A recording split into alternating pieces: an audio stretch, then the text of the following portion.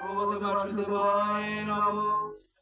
ওম ভগবতে বাসুদেবায় নমঃ।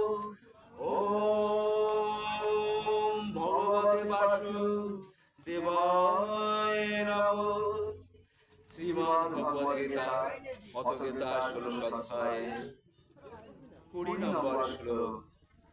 আসরিমিয়নিমা পান্না মোরা জন্মানি জন্মানি মামা প্রাপৈব কন্তেয় ততো ইয়াত্মাধামান গতি। এর অর্থ, ভগবান শ্রীকৃষ্ণ বললেন, এই জন্য হে কন্তেয়, হে অর্জুন, জন্মে জন্মে আসুরি জনি প্রাপ্ত এই সব মূঢ়রা আমাকে প্রাপ্ত না হয়ে তার সে অতি নিঃস্ব গতি প্রাপ্ত হয়, অর্থাৎ ঘোর নরকে পতিত হয়। যে সকল ব্যক্তিরা আমাকে আমার ভজন করে না, আমাকে চিনতে পারে না, আমার স্মরণে আসে না, এই ধরনের পাপিষ্ঠ যারা হরি নাম করেন না, কৃষ্ণ নাম করেন না, হরি ভক্তি নাই, যাদের ঈশ্বরের প্রতি বিশ্বাস ও ভক্তি নাই, এই ধরনের মূঢ় ব্যক্তি জন্মে জন্মে তারা অতি নরকের গত হয়। তারা না আমাকে পায়, না পরম সুখ পায়, অর্থাৎ ঘোর নরকে পতিত হয়।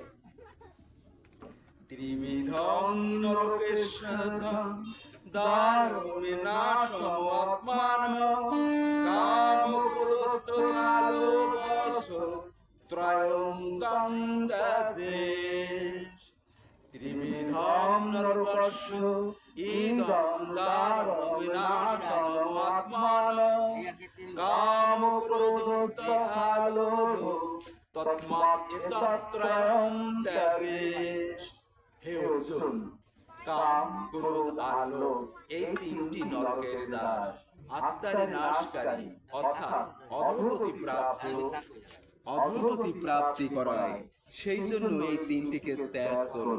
স্বয়ং ভগবান অর্জুনের মাধ্যমে সমগ্র জগৎবাসীকে বললেন, হে আমার ভক্তগণ, হে আমার অতি প্রিয় ভক্তগণ, কাম, ক্রোধ আর লোভ এই তিনটি নরকের দ্বার। এই তিনটি তোমাদের আত্মার নাশ করে এবং অধোগতি প্রাপ্ত হয়। সেই জন্য হে অর্জুন, তুমি এই তিনটিকে ত্যাগ করো। অর্জুনকে বললেন, অর্জুনকে উদ্দেশ্য করে সকল জগৎবাসীকে এই কথা বললেন। পরবর্তী শ্লোকে দেখেন স্বয়ং ভগবান কি বলছেন, এতৈদ বিমুক্ত কন্তেয় তমোদারৈ ত্রিভিনর আচরিয়াত্মানুশ্রেয় ততো ইয়াতি পরম গতি। যেহেতু হে অর্জুন, এই তিন নরকের দ্বার থেকে মুক্ত পুরুষ নিজের কল্যাণ আচরণ করে, সেই জন্য পরম গতিতে প্রাপ্ত হয়, অর্থাৎ আমাদের প্রাপ্ত হয়। যে সকল ব্যক্তি, যে সকল মনুষ্য এই তিনটি নরকের দ্বার থেকে নিজেকে মুক্ত করে, নিজেকে কল্যাণের পথে নিয়ে যায়, তারা আমাদের প্রাপ্ত হয়। পরবর্তীতে স্বয়ং ভগবান বললেন, দেখেন কি বলছেন, শাস্ত্র সম্মুখে শাস্ত্র না মেনে যদি শাস্ত্র বর্জিত অবস্থায় কোনো ব্যক্তি জীবন ধারণ করেন, তারা যদি শাস্ত্রের আদেশ উপদেশ মেনে না চলেন, তবে স্বয়ং ভগবান কি বলছেন শুনুন এখানে, শাস্ত্র বিধি মুশ্রীর্ষ বর্তাতে কাম কারতাহ ন সিদ্ধিম অপনীত না সুখম না পরম গতি। এবং যে পুরুষ, যে ব্যক্তি শাস্ত্র বিধিকে ত্যাগ করে স্বেচ্ছাচারী হয়ে আচরণ করে, সে না সিদ্ধিকে প্রাপ্ত হয়, না পরম গতিতে প্রাপ্ত হয়, না সুখ প্রাপ্ত হয়। স্বয়ং ভগবান বলেছেন, যে সকল ব্যক্তি শাস্ত্রের বিধিবিধান ত্যাগ করে স্বেচ্ছাচারী হয়ে আচরণ করে, সে কখনো সিদ্ধি লাভ করতে পারে না, না জাগতিক কোন সুখকে তিনি প্রাপ্ত করতে পারেন না।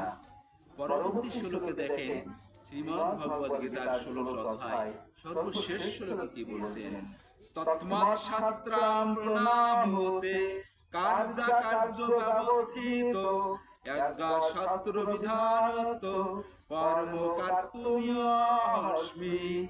সেই জন্য তোমাকে এই কর্তব্য এবং অকর্তব্যের ব্যবস্থা শাস্ত্রই প্রমাণ মান্য করা উচিত।